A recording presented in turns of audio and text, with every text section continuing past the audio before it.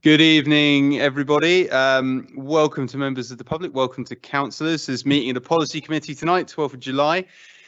In accordance with the Local Government Act 1972, we are currently required to meet in person to have a valid decision-making meeting. However, we made some changes to the Constitution at the AGM this year to allow councillors, where required, to join meetings online. And so Councillor Devine and Councillor Pearce are joining us online this evening. They will be able to speak in the debate, but they will not be able to cast a vote. We've also had apologies from Councillor Skeets this evening. Vast majority of officers will be joining us online as well. If I could ask everybody joining us via Teams to please keep their cameras off, except when they're speaking, and to keep themselves muted except when they are speaking. And to Councillor Devine and Councillor Pearce, I would say, if you wish to come in on any of the debates, please indicate in the chat box on Teams, and committee services will be able to pass that over to me, and I will bring you in at the appropriate moment. Members of the public, the usual sort of recording protocols are in place. So, takes me on then to declarations of interest. Any declarations from councillors? Councillor Stanford Beale.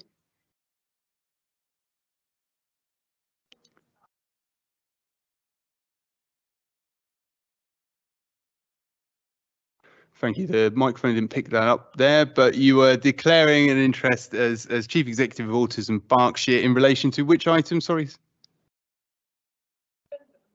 The Avenue School expansion, which is item 6 this evening. Thank you, Councillor Stanford Beale. Any other declarations?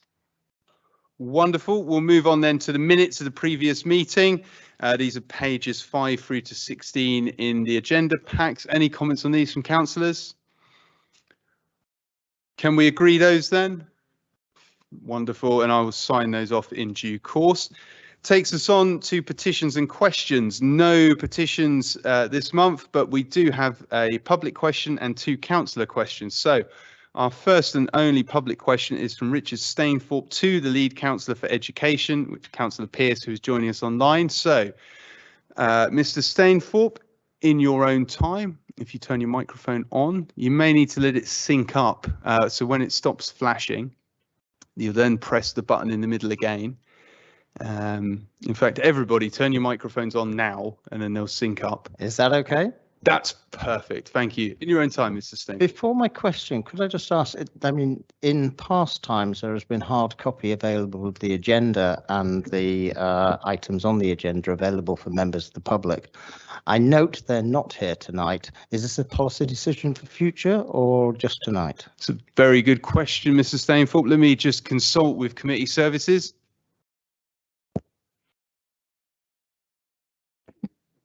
We'll ensure that there are hard copies in future. Thank you. Sorry for abusing the agenda on that. Councillor Pearce, wherever you are, can the lead councillor for education please give me an update on what plans the government has put in place to enable schools to return at full capacity in September? Thank you, Mr. Stainthorpe. Councillor Pearce. Good evening. It feels as though we have been here before. June 2020, September 2020, January 2021 and March 2021. At each of these times, more pupils were due to physically go back into schools. And at each of these times, the government dithered and delayed, put out guidance to schools late, and in some cases, U-turned altogether at the last minute. Our schools, with a week to go before the end of term in most cases, are crying out for some clarity and clear guidance on what is expected of them in September. Boris Johnson has asked for patience. I think that our schools, educators, parents and pupils have waited long enough. At the start of July, over 400,000 pupils were having to self-isolate at home, as I now have to this week, obviously having an impact on pupils' learning, teachers' planning and parents' work life. We've had little help from the government on how we can fix this. Gavin Williamson's idea to just stop bubbles is to just stop the bubbles, but this doesn't seem like a solution to me. We're still waiting for answers to a list of questions that the government and the DfE have refused to answer or help with. What funding has been provided to schools to help ventilate classrooms? Will mass testing be required of schools? Will pupil bubbles and the need to self-isolate still be in place? How many of those in education have suffered from the Delta variant? What adaptations and changes will be made to examinations in 2022? As ever, here in Reading, we'll be doing all we can to help our schools prepare for anything that the government requires, as we have done throughout the last year, be it distributing laptops, organising mass testing, or ensuring kids don't go hungry during the holidays. We have always stepped up. But for once during this crisis, please give schools, teachers, pupils and parents as much notice and as much clarity as possible for them to prepare for September and have a break over summer. Thank you, Councillor Pearce. Mr. Stainthorpe, you may ask a supplementary question seeking to clarify an element of Councillor Pearce's answer if you wish. I hope, Councillor Brock, you will accept this, in that I do note that Councillor Pearce has not mentioned the catch-up premium, which I would have thought would be a part of the policy of schools catching up. And I see you're nodding your head. And the government has been very keen on private tutors coming into schools for this. But the schools I have spoken to in Reading have not been very keen on this, as they say we don't want private tutors who don't know our school, who don't know our children, who don't know our ethos coming into and don't know our lesson plans to come in. So does the council agree that this is also a part of the government plans enabling schools to return to full capacity in September and beyond September? And has he any views on the current dogma-driven drive by the government on private tutoring, rather than that money being available to the actual schools to do with what they want? Councillor Pearce. Thank you, Chair. I know take up across Reading of tutoring has been mixed. I think nationally it's about a quarter of the government's target has been met, and that's probably similar in Reading. Tutoring is something that, you know, the Education Endowment Foundation, and we welcome that it does work, but it has to be quality tutors. It has to be timely. It has to be, as Mr. said, fit with the school's ethos and curriculum. And one of the problems at the moment is that it's only, like most things that this government have done, it's only partially paid for. The schools are still expected to pick up part of the tutoring cost, and that cost will obviously vary. You know, tutors in the southeast, obviously where we are in Reading, are likely to be a lot more expensive than other areas of the country. So, you know, I think it's another area where it's come down to poor planning and lack of adequate funding again. Thank you. Thank you very much, Mr. Stainthorpe. That takes us on then to Councillor Questions. The first of which is Councillor White, to the Lead Councillor for Health, Wellbeing and Sport. Councillor White. Thank you. Thank you, Chair. This is on Greenwich Leisure memberships, more expensive, question mark. Greenwich Leisure Limited, GLL, have recently taken over the running of leisure centres in Reading. I understand that people paying their bronze, silver or gold Reading Council membership by direct debit have had this membership transferred to GLL at the same rate. However, if you pay your membership monthly but not by direct debit, I understand that these memberships have been ended. What's more, I understand that at the time of writing this question, a comparable GLL membership is a lot more expensive than the previous Reading Council one. One resident has said they pay £15.50 per month for a Reading Council bronze membership, which is gym only, and the nearest equivalent GLL one on their website is £28 per month, which I think is gym and classes at one centre. Can the council confirm the number of memberships which have been ended? Can the council also provide the old costs for Reading Council bronze, silver and gold memberships and the new equivalent cost with GLL? Thank you, Councillor White. I like how you added the question mark in to the title there. Councillor Hoskin. Thank you, Chair, and thank you for your in-depth question, Councillor White. Yeah, so on the 1st of July 2021, GLL started to operate all of Reading's 4 leisure centres on the council's behalf. This was an important next step in the council's commitment to delivering modern, new leisure facilities and improving the health and wellbeing across Reading. Customers who had active memberships being paid for on a monthly basis by either a cash payment at a centre or through direct debit are still able to use facilities for the same charge. Their memberships have not ended. However, in future, payment will be needed to be via direct debit. Detailed membership costs can be sent through to Councillor White through Chair. However, the cost of memberships for transferring members is the same as the former RSL charges and provide the same or more privileges than previously available. So there's a little table there with the same prices from RSL through to GLL. We're aware that approximately 40 people were paying for memberships on a monthly basis by cash. We will not know how many of these members will renew their memberships until the end of the month. GLL are liaising with these customers to ensure that they're able to continue to access facilities in a manner that is convenient and cost effective to them. Members that join from now on will be able to choose between a selection of memberships, providing access to a wide range of activities and facilities that are being significantly improved over the forthcoming months. Construction on the brand new Rivermead Leisure Centre and the new pool at Palmer Park is due to begin this summer, with the aim of delivering the new facilities by spring 2023. Thank you, Councillor Hoskin. Councillor White, did you have a supplementary? Oh, yeah, I have so many supplementaries, it's hard to think which one to ask. But yeah, thank you very much for the answer. And I appreciate that this is fairly new and probably evolving. And it's glad to hear that the cash members are going to be transferred, because I think there has been maybe a breakdown in communication somewhere on this.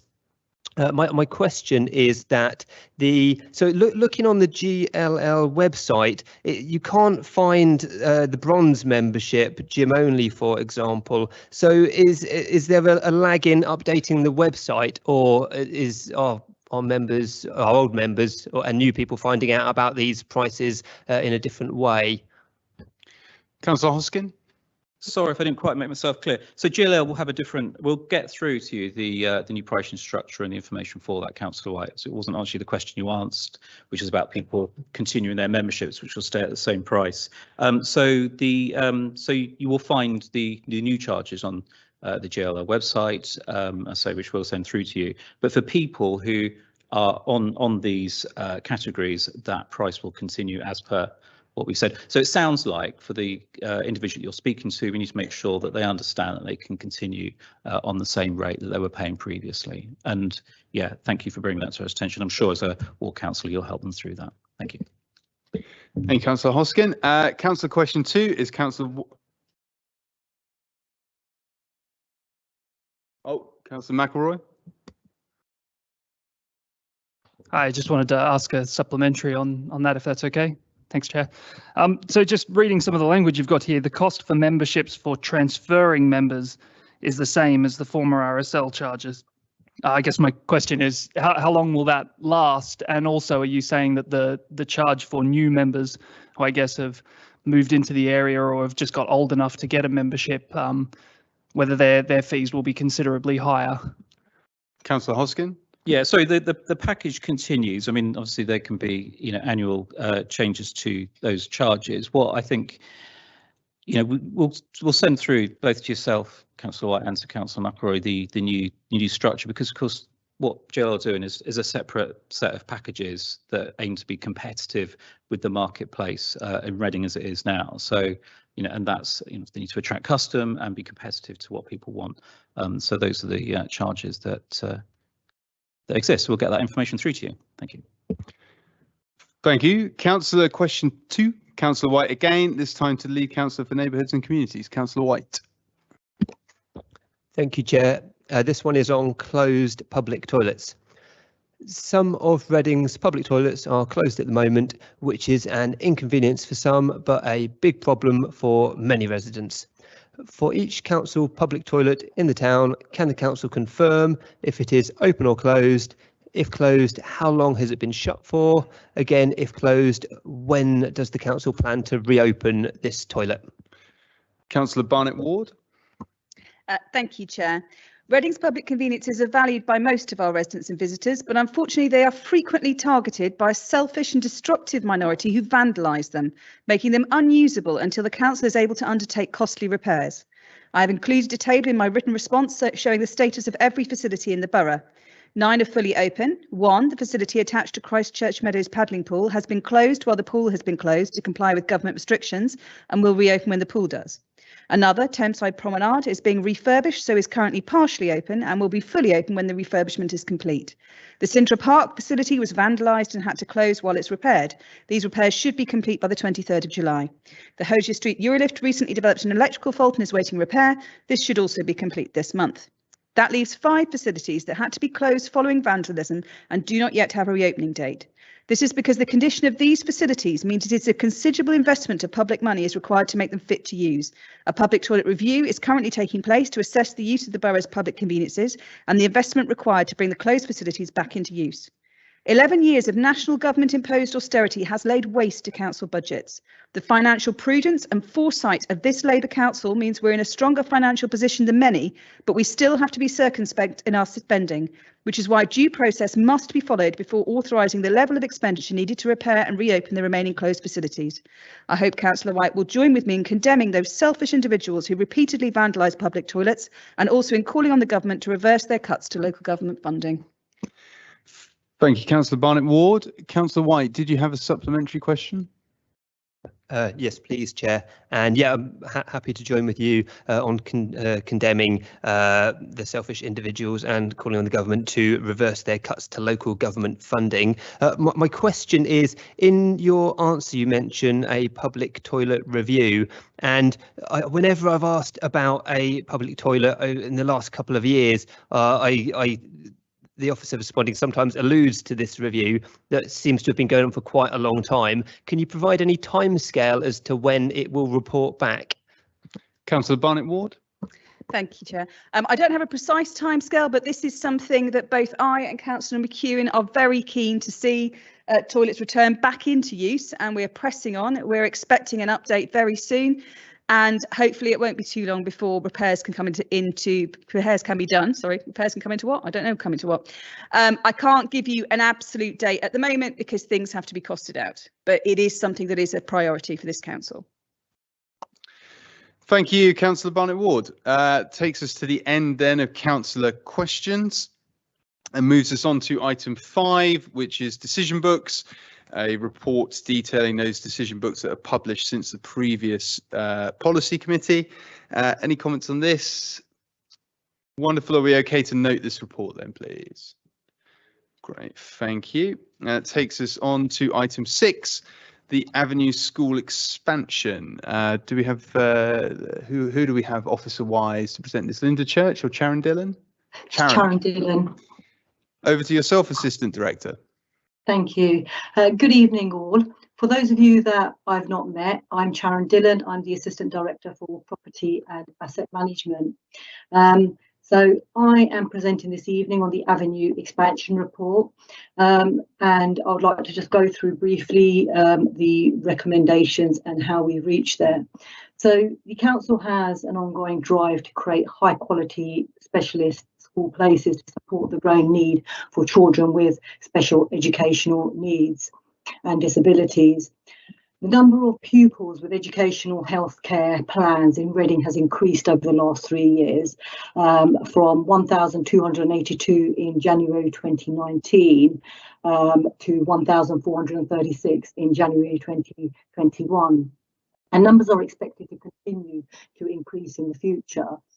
The Avenue School, at the moment, it's reached its full capacity of 175 students, despite having expanded in 2017 by about 25 spaces with the addition of a double modular classroom. And again, in 2019, by refurbishing the Avenue Centre training suite to accommodate another 30 pupils.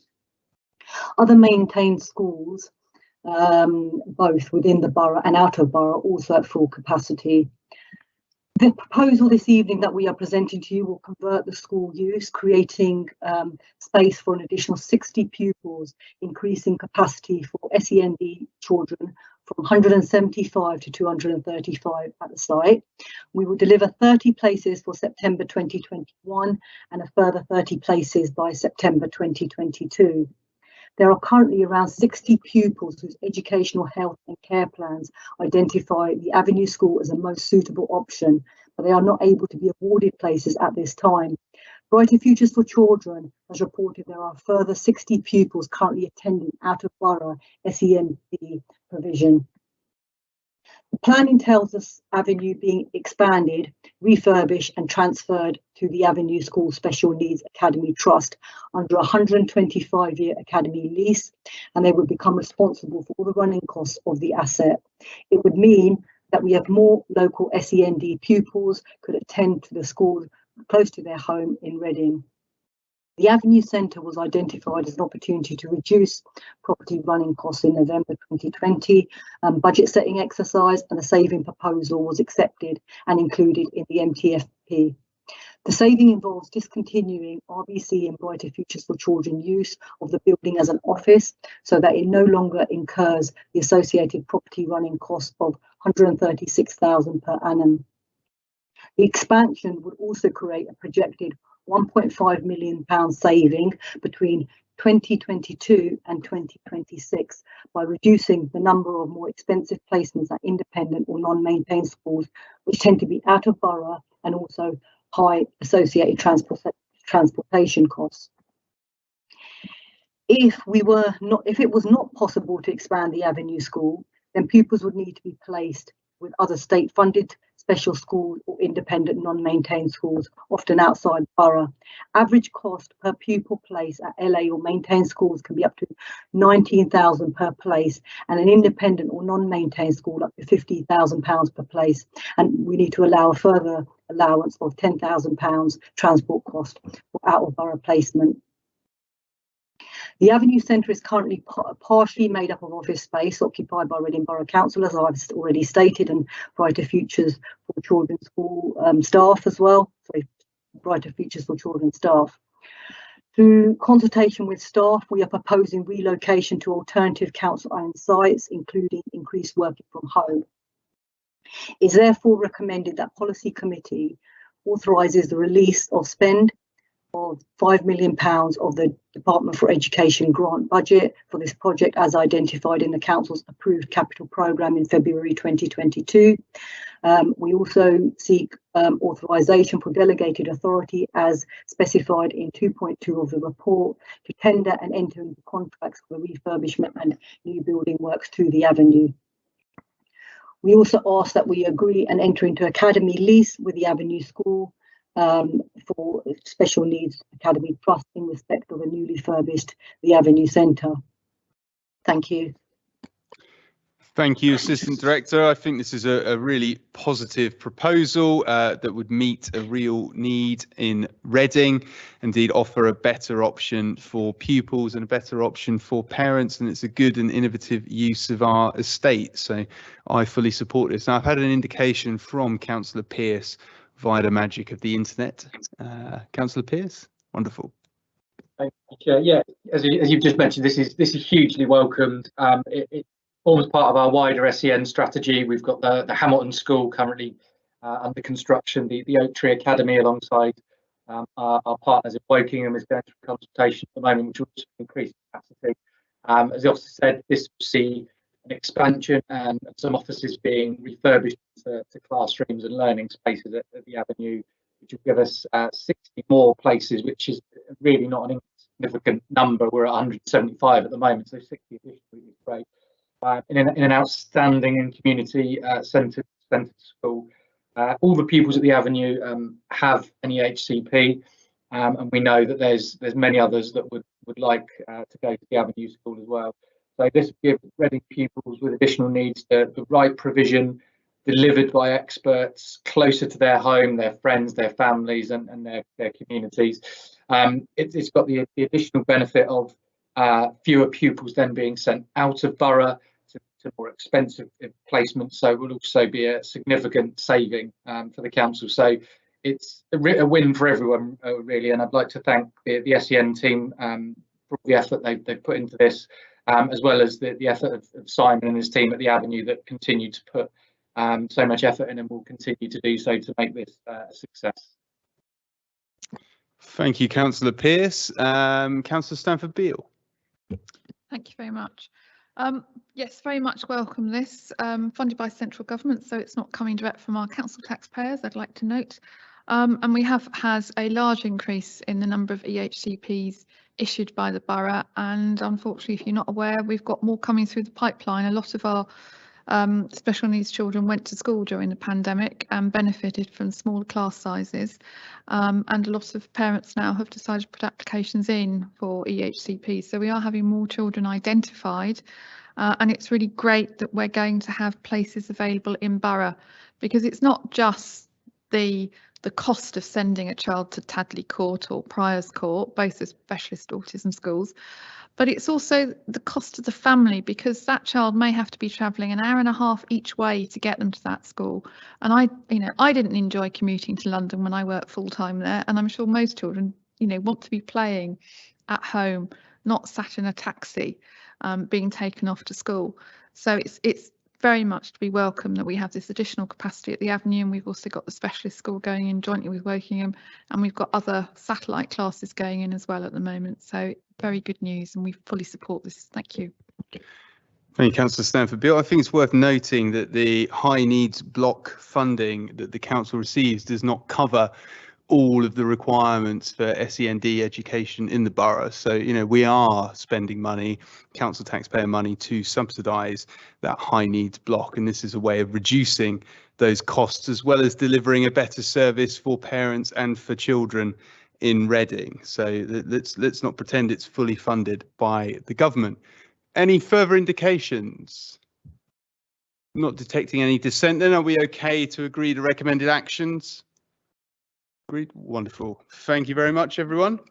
And thank you, Assistant Director. Moves us on then to item 7, the rough sleeping drug and alcohol treatment grant. Do we have Sally Anderson joining us? Or is it David Monday? It'll be myself, Karen Buckley. Hi. Even more unexpected, but wonderful. In your own time. I can introduce myself for those I haven't met. So I'm and thank you, Chair. So Karen Buckley, Acting Consultant in Public Health, and David Monday is on the call as well. As you say, I'm here to discuss the Policy Committee report on the rough sleeping drug and alcohol treatment grant. And so the aim of bringing it here today is to agree the best way forward for our Reading residents and to focus on that procurement process, so our next steps. Just to give a bit of background as to why this has come to Reading. So as part of the COVID-19 pandemic, there was a big commitment to house our rough sleepers and put them into accommodation. And as part of that, Reading was identified as an area with higher rates of rough sleeping. And therefore, there's been this commitment that we have been, national government have identified us as a priority area for investment. So they have given us 637,000 to spend this year. Just to give you some context around those numbers, we have a rate of homelessness of 3.7 per 1,000 households homeless in Reading, and so that's comparable to places like Brighton and Hove. The latest figures for May 21 and June 21 show that we have 19 and 15 people respectively sleeping rough on that single night when they do the count. As of January 21 this year, we have 58 people sleeping rough who are classed as rough sleepers in emergency accommodation. And so that's part of that COVID-19 pandemic response. And so that's a success. And 125 people locally thus far since the COVID-19 pandemic are now settled into accommodation. And so really this grant is about continuing to build on that good work. So in terms of procurement, we've had to work to very tight and changing deadlines to make this work. And we've been working with procurement colleagues to make sure we can best utilise that 637,000 for our Reading population to ensure that no one is sleeping rough in our borough. So for this, we propose a two-pronged approach, and there's 3 asks for you today.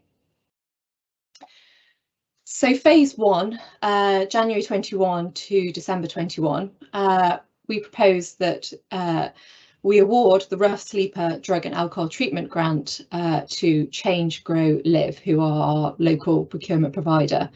This is an evidence-based model, and it's as put forward to the bid to national government and would meet those requirements. So the first ask is to agree that that is awarded to Change Grow Live CGL, our local provider.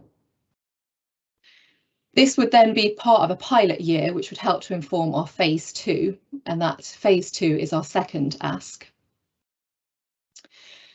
So the phase 2, we would hope to start imminently, so August 21, and would want to agree the decision to re-tender the services through an accelerated open procurement process to award the rough sleeper drug and alcohol treatment grant going forward. We expect further funding for 4 years, but we're waiting confirmation from national government on that, but that's highly likely. And therefore, the third ask is to have delegated authority to be able to award that tender in due course. Thank you, Chair. Thank you, councillors. Thank you kindly. I have Councillor Hoskin. Yeah, thank you, Chair. And well, I mean, I welcome the grant, and I welcome the work that officers have done in order to put in place the actions to take it forward. And I think it's a crazy situation where the government have cut public health funds, public health grants to councils across the country, so that across the country drug and alcohol services have been cut and reduced. And actually in Reading, we relatively well protected those services and certainly the outcomes. And then sort of throw these sort of grants to us. And on 1.5, page 33, you can see the ridiculous timescales that officers are having to work to in order to be able to bring this forward, which is why the process that here has been outlined. I mean, what we would really like to see is proper funding of public health services so that we can plan, work with partners and deliver them in a in the best possible way for the people of Reading and get the best outcomes. But this has been a partnership bid, as you can see here in the report, been well put together, and I'm confident that the work that's been outlined here will deliver on the outcomes, which will then ensure the future funding as outlined by as outlined in the overview that was given. So I hope you support this. It's I think it's really exciting work. I think what's really important is it is building on work that we're already doing. As was outlined, you know, we've been doing a lot of joined up work across the voluntary community sector, our health partners, housing and public health and drug and alcohol delivery services in order to support people who have drug and alcohol problems, have been rough sleeping, and to try to, you know, support them to get back onto their feet and to live well, basically to be able to support them into the lives that they should deserve to have. So yeah, I hope you I support this. I think there'll be some good work. It's a shame that it's done in this haphazard manner by government. Thank you. Thank you, Councillor Hoskin. Councillor White. Thank you, Chair. It is a travesty that in a country as rich as the UK, we have any people sleeping rough. The annual headcount, which was referred to in the officer introduction of people sleeping rough, gives us an idea of how we're doing in Reading and how this compares across the country, and an idea of the trend. Back in 2010, for context, the headcount of people sleeping rough was at 6. It then peaked at 31 in 2017, following Tory cuts to public services. Then it has started coming down a bit. The government's initiative to put a roof over everyone's head earlier in the pandemic, however, showed what is possible. It showed that we could end rough sleeping with the right support from central government. Unfortunately, the government hasn't continued the support that is needed, and the number of people sleeping rough has crept up again. It's now up at 15 with the monthly headcount figure, which is over double what it was in 2010. So it's still not great. Tory government cuts have sadly resulted in the council cutting drug and alcohol treatment services, as Councillor Hoskin alluded to. So this money is definitely much needed. Green councillors welcome the money and the approach for drug and alcohol treatment for rough sleepers outlined in the report, and we will be supporting the recommended actions in the report. No one should have to sleep rough in Reading or anywhere in the UK, and Green councillors will keep working on this issue. Thank you, Councillor White. I think you identify entirely correctly that the government needs to step up if we're to resolve problems around rough sleeping in the UK. And I think it's one of the great successes, albeit one of the less heralded successes of the Labour government between 97 and 2010, was the work that was done to combat rough sleeping. We know it's not simply a matter of physical space, but it's holistic wraparound support, exactly the kind of services that we're talking about here, and indeed a great many more, because rough sleeping is a very complex issue. It's not the straightforward fact of finding a roof over someone's head for one night, as it's sometimes presented. I know that you're aware of that, and I know that councillors across parties here are aware of that as well. And it's high time that the government took its responsibility seriously and had a developed national strategy for dealing with rough sleeping as an issue, because it is a national issue. It is very rarely a simple localized issue, because people are mobile after all, and we do need a joined up national strategy to tackle that. I haven't had any further indications. I should go back to the acting public health consultant. Was there anything you needed to add? Nothing from me, no, just to seek your agreement, please, Chair. Thank you. Thank you. Well, I don't detect any dissent to the recommended action, so are we all okay to agree that then?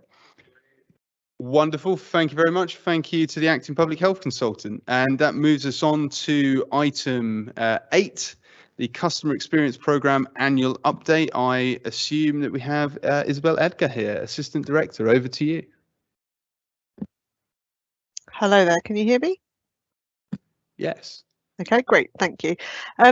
So, hi, yes, I'm here to present the year 1 progress of the customer experience plan, and to advise members of the next 6 months plan that we're currently going to be undertaking.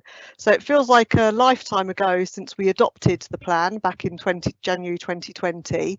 But during the last 18 months, we have been really busy in the background, putting some of the key foundational aspects of the programme into play. It's fair to say that a lot of the resources that we actually brought in to help deliver the programme were used in our COVID response, and so they were diverted. So we have been delayed by around 6 months of delivery work within the programme. But some key highlights include the service reviews that we have undertaken, which have been a deep dive into these services, providing customer transactional activities, and we've actually transitioned some services over to the new customer fulfilment model. We've launched our website, which we did right in the middle of the pandemic. And while there's still a lot of work to do there around some of the content, we have already improved some of the background technical capability to enable us to do more automated customer journeys. We're taking a targeted approach with our content refresh. So we're looking at our most visited areas of the website, looking at the customer journeys and analysing where maybe customers stop using forms and where they drop out of those forms, and to improve those journeys. And we've also implemented a corporate booking system that we will be rolling out across all services that undertake any kind of booking or payments process. So we're already using it in the reception centre, and we're going to be trialling it in areas such as bulky waste and lettings for venues and paid appointments like birth registrations. Sorry. We've also been working on the customer culture. So a big part of this programme has been around our customer promise. And this isn't just about making our processes right, but it's making sure that we design them with the customer at the heart as well. So we did launch our promise last year. However, understandably, that got drowned out with some rather important COVID information. But we now have a new comms plan that will be bringing the customer fulfilment philosophy and process to life. There are a few things that it's worth drawing out that we haven't achieved this year. One was around the aspirations to move to a single telephone number. We decided not to do this simply because it was right at the point where our services were in such high demand that we wanted to maintain continuity, and also acknowledging the fact that we had a large ICT future operating model being implemented during the same time. We have only achieved half the savings targets that we were trying to go for, but that's because we had lost 6 months of work. And we haven't been able to close some of the unstructured data channels that we have, like unstructured emails, again, simply because of the demand on the services through the pandemic. So in year 2, the big focus is around really delivering some of those customer journeys that we've identified through those service reviews. So they're all set out quite clearly in the report. We've already identified around 175 to 230k's worth of savings. Our target for this year is actually 257. So already with just the 6 months work profile, we're very confident about delivering that saving and confident about making those services easier to access for the public and our customers. We're doing a big piece of work at the moment around our customer service centre, so the reception. And we will be coming back with further information about this because we know it's one of the key ways that some of our more vulnerable customers like to interact with us. And so we're going to be providing a new service through the reception. And we're going to be more formally publishing our customer promise so that our customers are clear about the fantastic service that we want to deliver them, and we're going to measure that to hold ourselves to account in trying to achieve this strategy. So finally, it's probably worth saying, and you're about to hear from my colleague about the digital strategy, but there are some real fundamental elements of digital capability that we now need to take forward that will be delivered both through the customer experience strategy and any potential new digital strategy that we're looking at. And there is a real dependency between the two. And we're working very closely with our digital teams to ensure that we're aligned both from a customer point of view, but also from our back office services. And then finally, just to say that we will be back in 6 months to talk about the delivery work that we have been doing and progress, giving you a progress update against both the plan and the savings profile. So thank you ever so much for listening. Thank you, Assistant Director. Councillor McEwen. Thank you, Chair. You might need.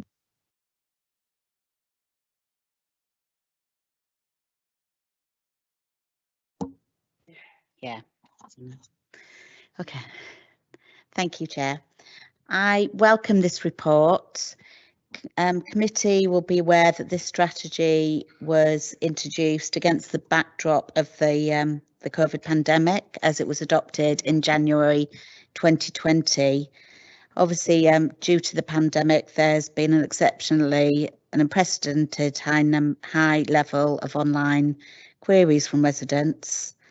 And I think this report highlights where we need to be.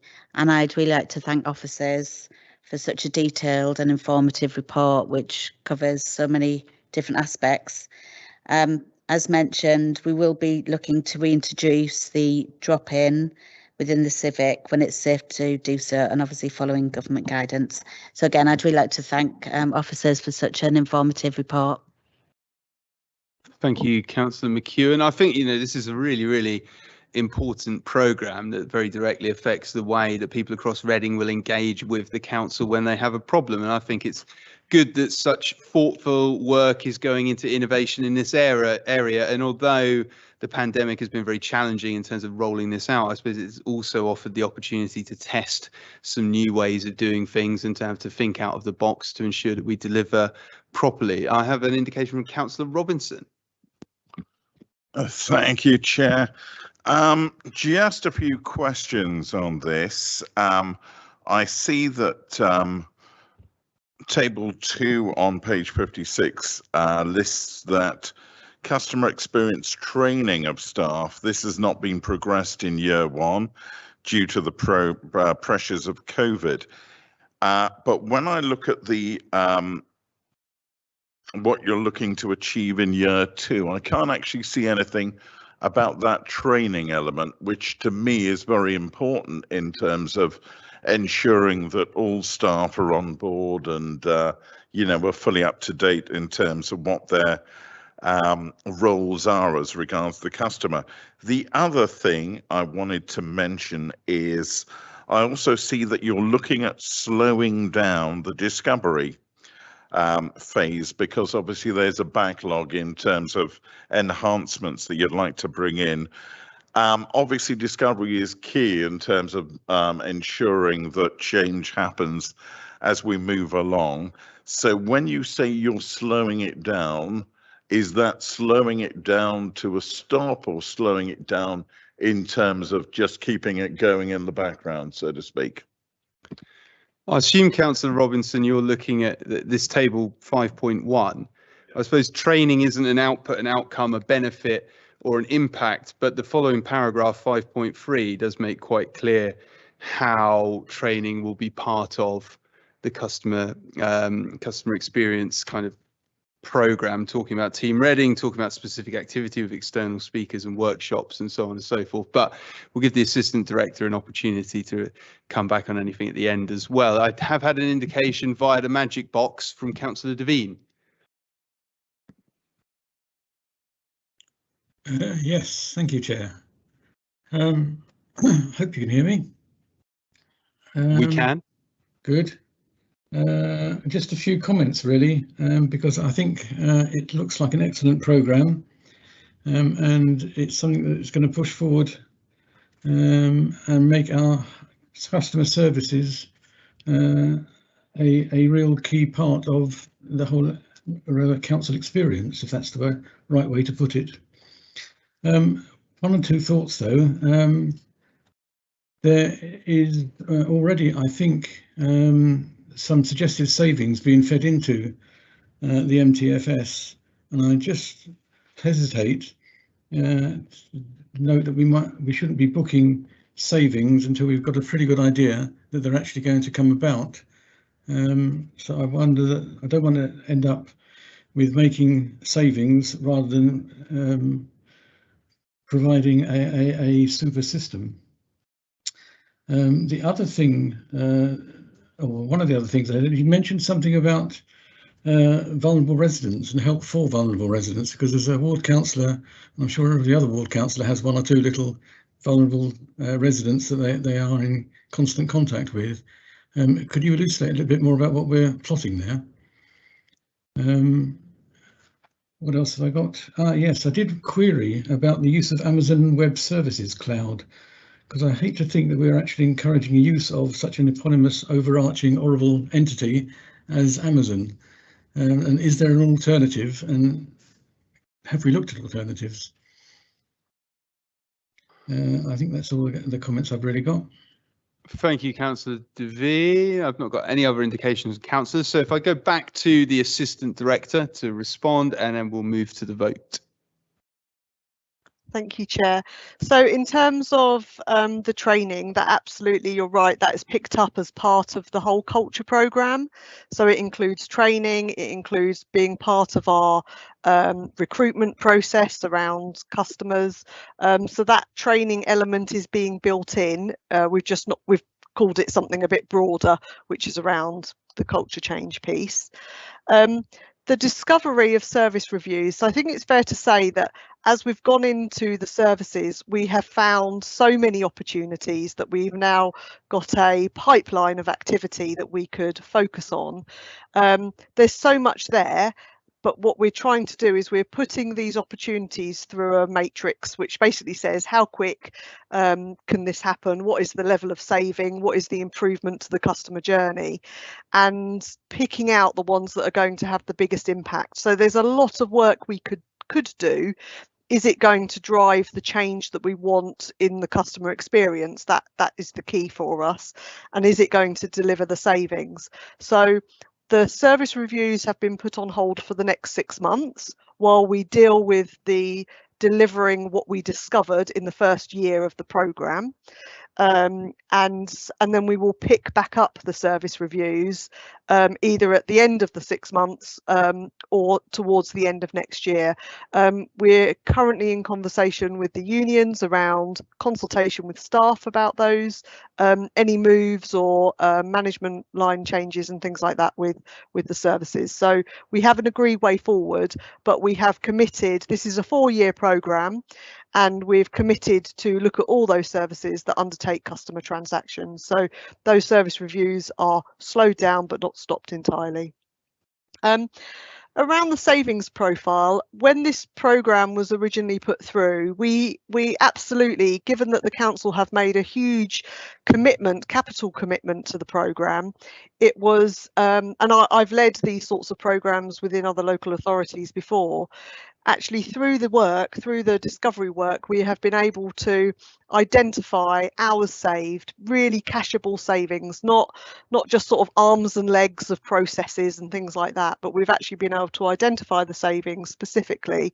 And that's why we really wanted to focus on the delivery of the discovery work, so that we could capture those savings and not lose them in just a big pile of opportunities. So we wanted to take this more iterative process to really drive out those savings. Regarding vulnerable residents and what our plans are for the reception centre, we are planning to open our doors obviously on the 19th of June, and that will be to manage capacity in that area. That will be on an appointment only service at this time, but we have also been able to accommodate walk-ups where their customers have been in crisis or need additional support. So that's not going to go away. What we're actually looking to do, so I think it's fair to say, Councillor, that we haven't worked up those proposals fully, and we'll be coming, that's why I mentioned that we'll be coming back to you with the proposals around what will happen in reception. But what we're trying to do is we're trying to, for those customers that can help themselves, we're trying to make the journey for them easy. So we need to improve our website. We need to promote the opportunities for people to self-serve. That's going to give us capacity to provide additional support for those that need that face-to-face service or need some support just understanding how to use the self-serve machines that we're planning on putting into reception. So it's still very early days, but we will be coming back to you with further information. And your question about Amazon Web Services Cloud, I can't answer you specifically right at this moment, but it is it's a cloud service that a lot of local authorities are using. There are other cloud services, so I will defer to my colleagues in ICT around what other options there are available to us going forward and whether they represent value for money. Thank you, Assistant Director. I don't detect any dissent around the recommended action, but if anybody is wishing to vote otherwise, please indicate now. Good. Can we agree the recommended actions? Wonderful. Thank you very much, and thank you, Assistant Director. And that moves us on to item 9, the digital transformation strategy, where we are joined in person by the Chief Digital and Information Officer, unusually the only person not to join us through the magic box. But over to you, Mr. Chalmers. Thank you very much, Chair. And yes, I do appreciate the irony, but I wanted to be here in person because I think that this is so important for us. So tonight, we're bringing before Policy Committee our digital transformation strategy, which is in draft at the moment, of course, called Connected Reading, and the Digital Accelerator work programme, which is the first step in implementing that strategy. So Connected Reading describes how digital, not just technology, but also digital culture, practices and processes supports the aims of the corporate plan. And it sets out a vision that strong connected relationships with residents, businesses and partners underpin a healthy, thriving and inclusive borough. And it translates that vision into 5 themes, illustrating what those themes might mean for real people. So those themes are building foundations, so we have the right digital tools and delivery skills in place, sharing information between us, our customers and partners, and using it effectively, improving skills both for our staff and for our residents, particularly the digitally excluded, connecting communities to our services and those of our partners, including those in the voluntary sector, and enabling investment in the digital infrastructure needed by our residents and businesses, and ensuring we benefit from the concentration of digital industry in Reading. Implementing this strategy will not only support the objectives of the corporate plan, but also deliver financial benefit. And indeed, the medium-term financial strategy includes £5 million of annual savings, 4% of our budget, that are predicated on digital. The Digital Accelerator work programme is the action that we want to take now to start implementing that strategy. We'll work with 3 pathfinder areas of the business that are in the most urgent need of digital support. So firstly, the top priority teams for the customer experience programme, those teams dealing with the most calls. And this is an example of exactly that close interdependency that the Assistant Director in the last segment was describing. And as she indicated in the papers that you've seen, the customer experience programme is dependent on having the right digital platform in place. Secondly, we'll work with teams in planning and regulatory services and related areas, which use an application package called Civica APP. And that package is going out of support and we have to replace it this year. And furthermore, digital has been identified as an important part of the fundamental service review of that area. And our final pathfinder will be in adult social care, and it identified its pathfinder projects as part of the medium-term financial strategy, and the detail is in the papers that you have. We'll use a combination of internal staff and a delivery partner to work on the pathfinder projects. The delivery partner will be FutureGov. They helped to deliver the strategy and we appointed them through an external competition. But we've proposed to increase the size of the internal team as we go, transferring skills from the partner to those internal staff so that we avoid becoming dependent on a supplier. The initial Pathfinder projects are expected to enable about 750k in savings, but this is the tip of the iceberg of what they're delivering. The part of the iceberg below the waterline, as it were, is the new tools, such as the digital platform for customer experience, the internal skills and external relationships, and the delivery plans and capability that will allow us to achieve further savings and further benefits, further achievement of the corporate plan at greater pace. And it's that greater pace that led us to call the programme the Digital Accelerator. So the total cost of year 1 delivery across both products and services is expected to be around £2 million, plus or minus 10%.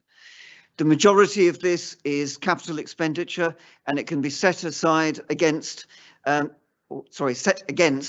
existing capital budgets which were intended for this purpose. They are already in the budget.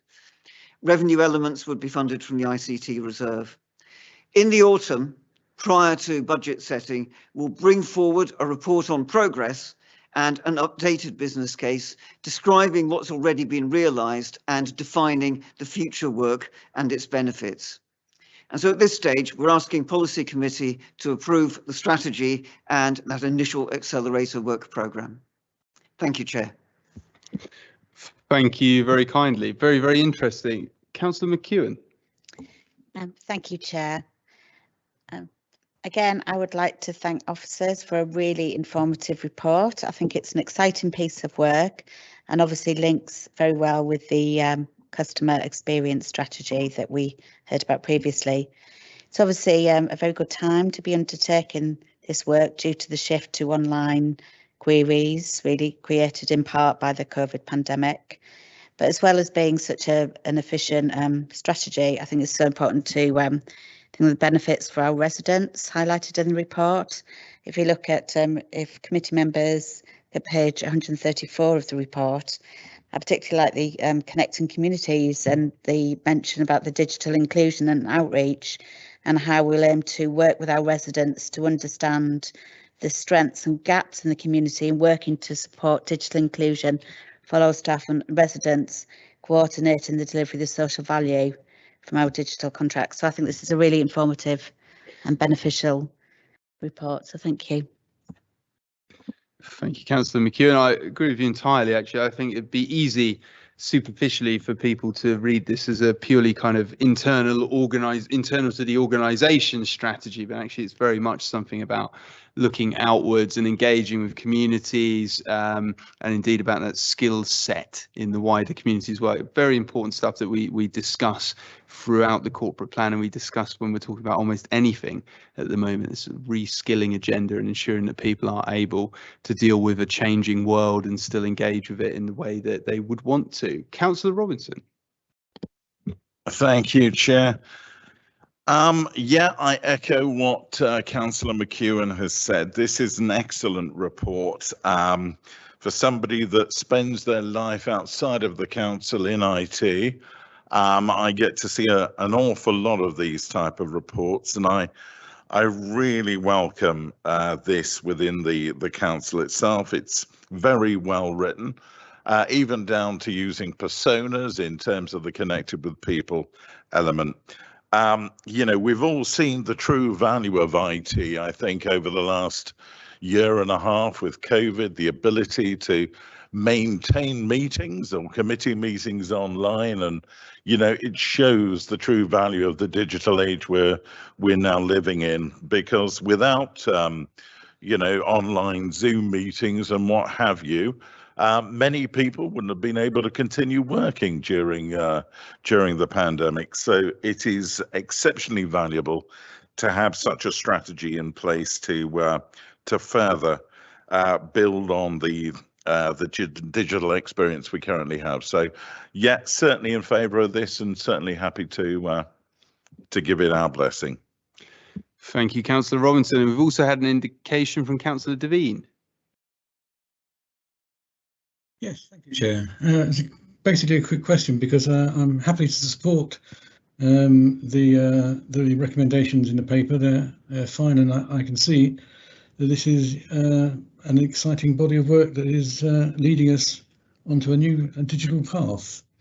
However, I did have one question from the hangover from the previous item on the agenda, and that is, why are we using Amazon Cloud technology? Is there no other possibility than we have to use the services of a company I'm not overly happy with dealing with, although that could probably be said for Google and the other overarching empires that are being built. But yeah, I'd like to know whether we have an alternative to Amazon Cloud services. No other indications from councillors. So if I go to the CDIO. Thank you very much, Chair, and firstly, thank you very much for the positive and supportive comments that have been made. Turning to the question around Amazon Cloud services, a couple of points that I will make. The first thing that I'll say is that for the vast majority of the services that we are hosting, and certainly our own hosting contracts, we have placed contracts with Microsoft, and this is via the arrangements that we put in place as part of the future operating model. And the vast majority of our services have been migrated over to the Microsoft Azure cloud, and the reason for selecting that platform was both value for money, but also the significant, again, economic benefits that movement to the cloud can bring, the flexibility that it can bring, and also the environmental advantages as well. It means we're not powering things that we don't need. It's perhaps one of the greenest elements of our strategy. Now, when we place contracts with other suppliers for other services, often we buy these on a software as a service basis. So we're buying a service, we're not buying individual products. And it may well be that there are services that we buy where those providers are using other technologies. I think any any proposal for the procurement of services and the implementation of new technologies goes through a design review. It goes through a thing called the Digital Futures Board that's chaired by the Deputy Chief Executive, and feeding into that are various design review gates. And I can assure members of the committee that we would never let through that board anything that hadn't been through appropriate design scrutiny. So if, for example, it were the case that there were a proposal that was proposing to use Amazon services and it was going to be better on all the sorts of grounds I've described to use an alternative, we would look for the alternative. But equally, in some cases, it may well be that there isn't a choice, that the benefits of a particular proposition outweigh everything else. All I can say is we look at those design decisions very carefully. Each proposal comes forth on its merits, as I'm sure the proposal that was being referred to in the question will do so in due course. Thank you very much, Mr. Chalmers. Now, don't detect any dissent around the recommended actions, so are we okay to agree those then? Wonderful. Thank you very much, everyone. Thank you, CDIO. Moves us on then to item 10, which is the draft design guide for shop fronts supplementary planning document. Do we have Mr. Warringham here? Yes, we do, via the magic box. Over to you. Thank you. This report deals with one of our series of supplementary planning documents, or SPDs, which are documents that add more detail to the policies in our local plan we adopted in 2019. The report deals with the design guides to shop fronts SPD to assist developers in improving the quality of the shop fronts within their development proposals. We don't currently have any detailed guidance on shop fronts, and the last time we did so, it was part of the 1998 local plan. So this therefore fills a gap we've had in detailed policy for some time. It also sits well with the ongoing High Streets Heritage Action Zone programme, part of which will involve actions to improve shop fronts, although it's a document that will apply beyond the area covered by the High Streets Heritage Action Zone as well, across the whole borough. The report recommends that the draft design guide for shop fronts SPD is published for consultation. Consultation is proposed to last for 8 weeks rather than the statutory minimum of 6 weeks, to reflect that it will be taking place over the summer holiday period. Once consultation is complete, the responses will be considered and an amended version of this SPD will be brought back for adoption, and that's expected to happen this autumn. Once adopted, it'll be used in assessing planning applications that would affect new shop fronts. Thank you, Chair. Thank you, Mr. Warringham. Councillor Page.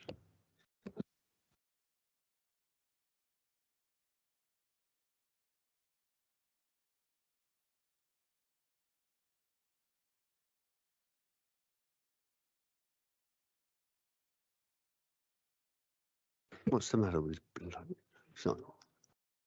it's switched off? Right.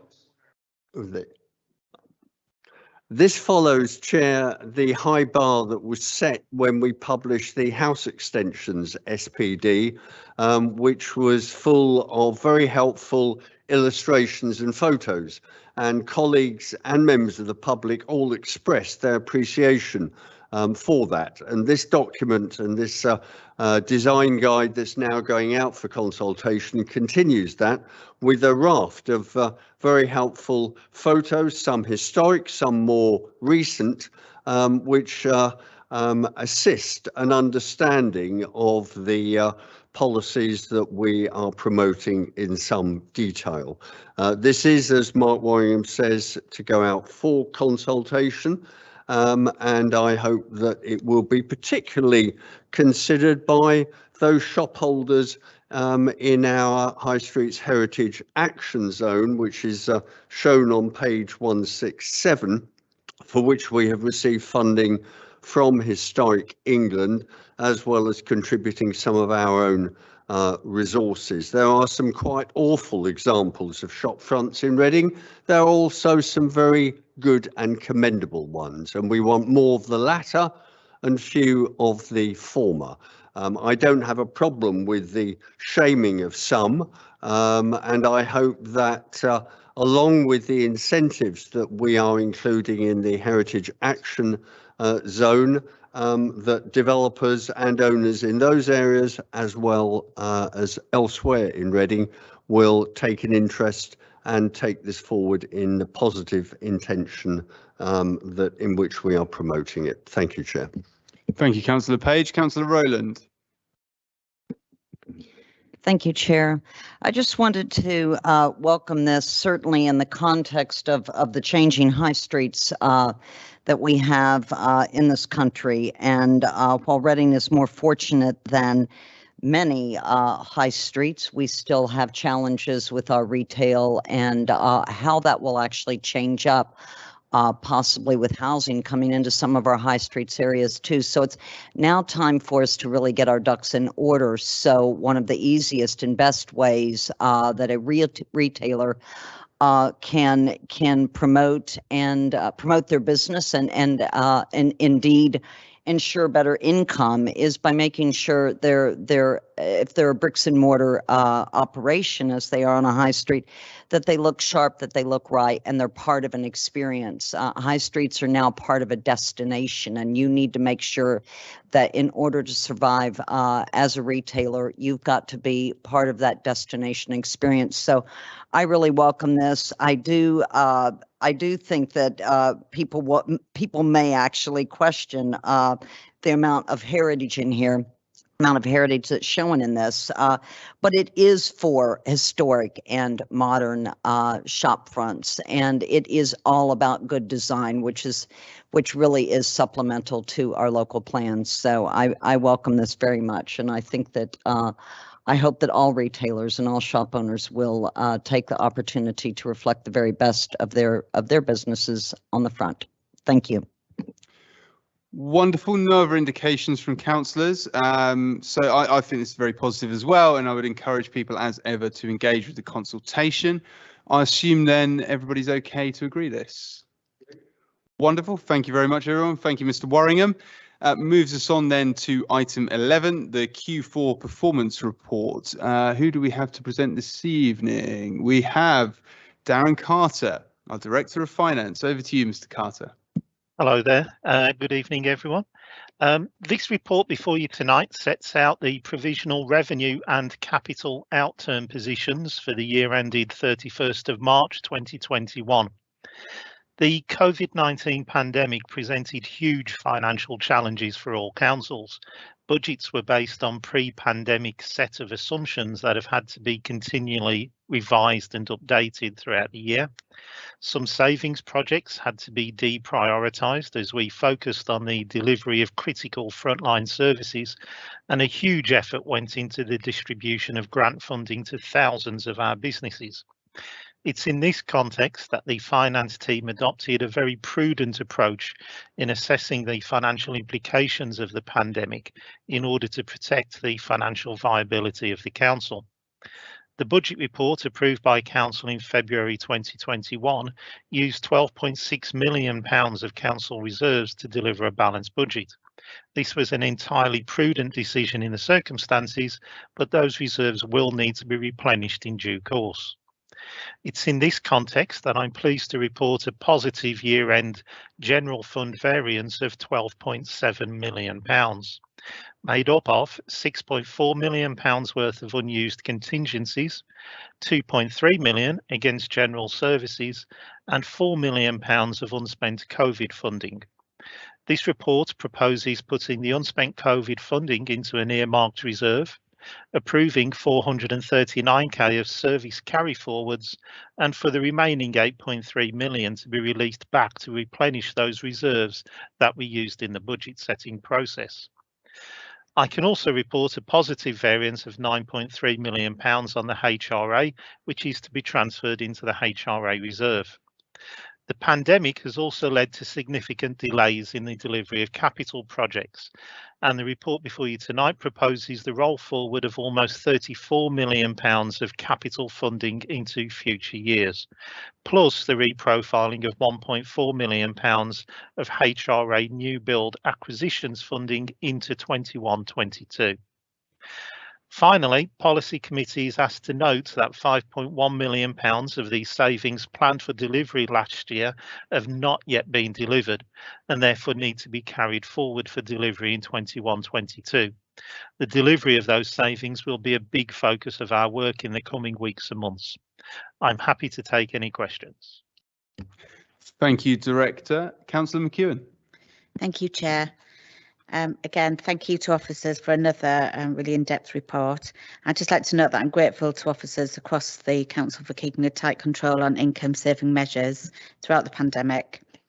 As item 1.4 on page 209 highlights, there have been major challenges in monitoring financial performance against the budget that was approved in February 20, as the impact of the pandemic delivered an unprecedented level of change and uncertainty. And obviously, the report does highlight that some major projects have been delayed due to the pandemic, which again is highlighted in the report.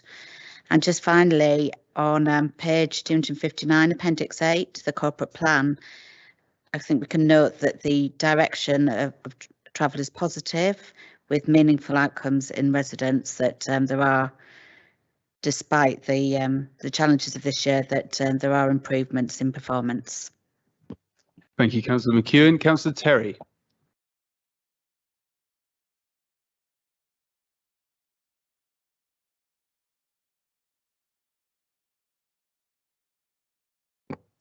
Thank you, Chair. Just welcome the report. I think it would be remiss of me not to note 1.8 of this report, which states that Brighter Future for Children is delivered within the contract sum for 2020-21. Now, if those of you who've read the whole report, actually there was an adverse outturn into 1.6 million, which was attributed to COVID and covered by COVID. And this doesn't also, you may not know that it also includes the I think it is £1 million of savings targets that Brighter Futures were asked to deliver in the same period. Now, I actually don't remember the last time that's happened, that a report would say that children's services and all the other services, education, etc., and SEND come in on budget. We did increase the contract sum for Brighter Futures. We recognise the demand on their services, but I think we should acknowledge that the board has got a new chair, has a new director of finance in the last year, who've worked incredibly hard with all the staff to make sure that they really understand and can control their budgets better.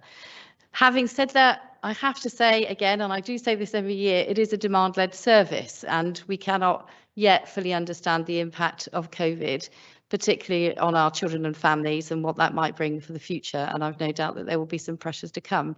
But I think it is really worth noting that in this incredibly difficult year, it's come out of intervention, it's managing its budget, it's doing very well. It does that because it works really closely with the council. It isn't just independent, it's actually really much more closely fitted in, and it takes support and advice from across the council and obviously those service level agreements. And I'm really pleased and delighted to make, to note this tonight. And long may it continue, although I obviously do have my concerns about the future and demand on our services. Thank you, Chair. I think they deserve a great deal of credit at Brighter Futures for the work that has gone in to managing their budgets better. And I think you're entirely right, Councillor Terry, that there will be pent-up demand as we move out of the pandemic, and it's something that we as a council and indeed Brighter Futures as a service need to keep an eye on. Councillor White. Thank you, Chair. And yeah, thank you for those words, Councillor Terry. It did prompt me a question though, which is a little while ago I asked about more transparency over the savings proposals that Brighter Futures is implementing, and I think at the time I was told that we would get something coming to this committee, giving us a bit more detail. It wasn't by you, it was by an officer. And so I don't know what your thoughts are on having a bit more transparency over the Brighter Future savings proposals and coming to this committee or coming to ACE or wherever you think is relevant. But at the moment, it's not particularly transparent what's going on within Brighter Futures and the savings that they're making and how they're doing that. Councillor Terry. Thank you, Chair. I do remember that's made, and I will remind them that they said that they would come back with something. I think when they produced their business plan, they did outline some issues, areas in which they demonstrated where they had made some savings. Certainly the placement panel is particularly key to that. We know that placements for children coming into care are extraordinarily expensive. And I've said it at ACE committee, and I'll take the opportunity to say it here as well. I don't often say good things about the government. I'm glad, though, they have asked for a review about the public money that is spent on children's placements and looking into the commissioning and procurement of that, because it's clear that, you know, unreasonable amounts of profit are being made by the private sector in terms of, you know, looking after our vulnerable children and children that we have to take into care to protect them. So I welcome that review, and I hope that will help us to manage the budget even further. But yes, Councillor White, I do recall that was made to you, and I will follow it up for you. Okay, no other indications from councillors, so are we okay to agree the recommended actions here then? Wonderful. Thank you very much. Oh, well, too late now. We're going to move on to item 12, which is the cemetery arch on London Road. Now, we have two reports here, a part 1 and a part 2. The part 2 report for councillors can be located at item 15. Now, as you know, I like to take items entirely within part 1 wherever possible. So if anybody had any questions relating to the part 2 information, would you indicate now? We'll enter the closed session and then we can return to the public session to make the determination in respect of item 12. But if nobody had any questions in relation to the confidential information, we can just take it all in public. Okay, wonderful, brilliant. So item 12 then, and I will go to the Assistant Director, Sharon Dillon, to introduce. Thank you, Chair. So as I'm sure you're all aware, Cemetery Arch is a Grade 2 listed property at the entrance of the Reading Cemetery, and it was built around 1840. The property is in quite poor condition, and the structural engineer has assessed the work that's needed on the property, and an approximate cost has been given of about 100,000. In November 2020, the council marketed the property, seeking community interest through third sector policy with Reading Voluntary Action, and commercially through Romans. Because the main access to the cemetery is through the archway, we are proposing that we sell it on a lease, so a 250-year lease. If you put your pajamas on. Chief Executive, perhaps you mute your. You're very good. Apologies, folks. So sorry. So we are proposing that we dispose of it on a 250-year long lease rather than freehold. So in order for us to, as a council, to retain better control over ensuring access into the cemetery. So we received 3 bids, comprising of 1 third sector bid and 2 private bids. You will see from the report that we are recommending that we accept the third sector bid, which has been made by Junction Arch Heritage and Arts, JAHA, a community interest company based in East Reading, wishing to acquire the property for use as a heritage and arts hub. It is proposed that we enter into an initial 18-month-year lease agreement with JAHA, giving JAHA time to progress its proposed plans, which include funding from the Architectural Heritage Fund to restore the Grade 2 listed structure.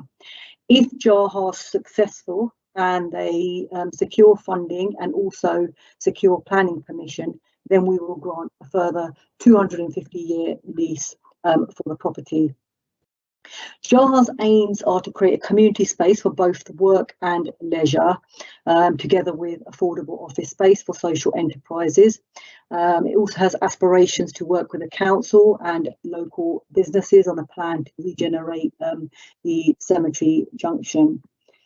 JAHA's proposal is in two phases, as I've already mentioned, with the first phase being for the conservation of the cemetery arch building, the restoration of the rooms to create affordable office space, and the creation of a food court area. And as I said, we'd want to see that they are successful in that first phase before we grant a longer lease for them to then go ahead with a second phase, which would be the creation of exhibition space for heritage and art, alongside the creation of a single-storey building and garden for local businesses and community groups. If JAHA is unsuccessful in progressing its plans within the 18-month period, the lease will end and we will look to remarket the property. We believe that JAHA provides really good wider economic, community and social wellbeing opportunities, which is a reason we've also recommended that we adopt their proposal, and they are the preferred bidder. For information, the cemetery arch is classed as public open space, as an area of land to the immediate rear of the building will be included in the long lease. The disposal would amount to loss of public open space, and as such the disposal will be advertised for 2 consecutive weeks in the local newspaper, and the public will have a further 2 weeks to lodge any objections to this recommendation. So tonight it's recommended that Policy Committee agrees to grant a long lease interest to JAHA, subject to planning permission and securing the necessary funding. We also seek authorisation for the Executive Director of Economic Growth and Neighbourhood Services, in consultation with the Assistant Director of Legal and Democratic Services, being authorised to deal with any objection to the open space disposal. In the event that the bid proposal or offer price is subsequently reduced, or the purchaser does not perform to an acceptable timescale, we also seek that delegated authority is given, as per 2.3 of the report, to agree a revised bid proposal or offer price, or to re-engage with other bidders as appropriate to remarket the property for disposal at best consideration. Thank you. Thank you, Assistant Director. Look, I think this is a really positive third sector bid from Junction Arch Heritage and Arts, JAHA. I think offers an opportunity to secure a heritage asset and indeed to turn it to a good use in the community once fully realised. I think we'd all acknowledge that JAHA will have an awful lot of work to go to fully realise the vision that they have. But I'm sure that all of us across council will continue to engage constructively with them throughout that process. And I should pay particular credit to Councillors Emberson and Rowland, who I know have spent a lot of time in correspondence with JAHA at various points during this process of disposal. Councillor McEwen. Thank you, Chair. Just really briefly, again, I really like this report. I just want to say I live relatively close to the area, and I think this will be really positive and positive projects for the area, and I think it will be very popular with the community and local residents. Really beneficial. Thank you. Thank you, Councillor White. Thank you, Chair. I first met with JAHA a few years ago, and as ward councillor, myself and my ward colleagues have been supporting this initiative since. I often go for a walk in Reading Old Cemetery, and it does sadden me that the arch looks pretty bad at the moment, with metal sheets over the windows, and has for some time. So it's great to see the council seeing the merits of the JAHA proposal, and yeah, we'll be supporting the recommended action. Yeah, it'd be great to see the arch back in use by the community, for the community. Thank you. Thank you. Councillor Devine. Yes, thank you, Chair. It's an interesting proposition that's come from JAHA, but I did query, I suppose, whether it was exactly the right ambience or fitting background for a visit to a cemetery. I don't know how often visitors actually use that cemetery anymore, because it's most of the graves in there are I think, quite old. But if I were visiting the grave of a relative, I'm not sure I would necessarily want a hot food outlet and a bohemian art studio to pass on the way in. I just wonder whether you had any more comments from the public along those lines. I think there's an acknowledgement from Jaha, of course, that it needs to be a sensitive site. Well, it is a sensitive site, and that what they do with it has to be sensitive to people using the cemetery. Although you'd be quite right, Councillor Devine, that the majority of people councillors, please, just because there aren't many people in the public gallery doesn't mean that you don't have to behave. I think there's an acknowledgement from Jaha that the use of the site has to be sensitive to the fact that there is a cemetery to the rear. Councillor Rowland. Thank you, Chair. I would like to really welcome this opportunity that this could provide as really very welcome news for the landscape of East Reading as one of its iconic landmarks of our old Reading Cemetery, which is a Grade 2 listed Victorian garden cemetery, which was actually designed for obviously burial, but also for the enjoyment and the perambulating around, if you will. That was the original intention of it. The cemetery arch itself is one of the last, if not actually, I could be corrected, probably the last memorial or large monument that is left in the cemetery. So it's very, very important to retain. And also just in relation to that cemetery heritage and to actually that green open space. Obviously, it's welcome to see a key iconic landmark in a part of town really be able to regenerate itself.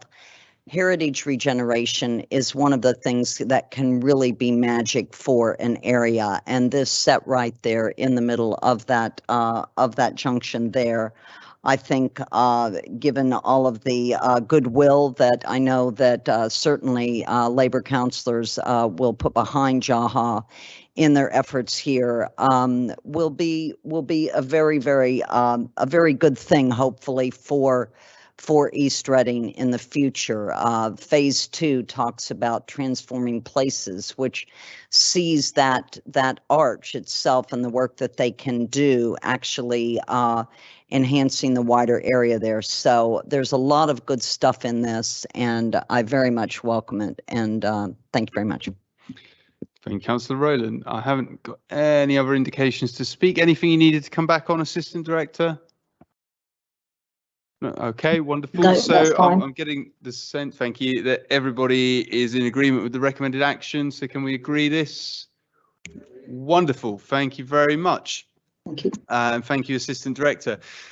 That then unfortunately takes us to the end of the public session. I'm very sad. So we'll have to clear the gallery and move the customary motion in item 13. I'm not going to read it out this time, but can we agree the motion? Agreed. So thank you very much and good evening to the three people in the gallery. Give you a little bit of time there, Tevier, to come on. Yep. Look at him go. He's just been sat there playing a game all evening.